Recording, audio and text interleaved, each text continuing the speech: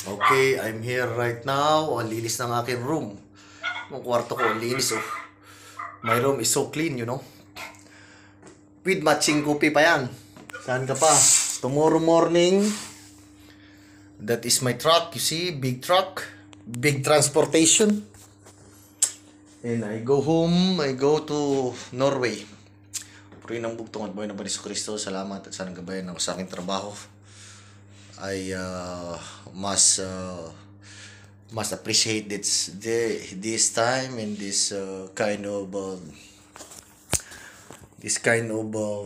opportunity to stay a very nice hotel and good hours here because of my job. My job is very dangerous and very difficult. You need some more focus to your job because I'm carrying ADR, dangerous goods. So make some focus for that because it's a dangerous cargo I have.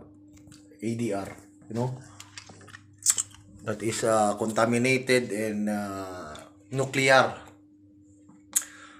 So if you get something wrong, it's happened, it's very dangerous to the human civilization, you know. That is the reason why they give me that is a very expensive transportation, you know. Because as a dangerous goods. Delikado kasi yan yung karga ko. You have make some plenty of time, rest, and focus. If you have no focus, it's very dangerous. That's why he gave me a good resting place to having a good focus for my job. I very thankful for the God for this opportunity and thank you everybody and good morning, good afternoon because it's afternoon here. Time check is 2:30 p.m. right now. Bye bye.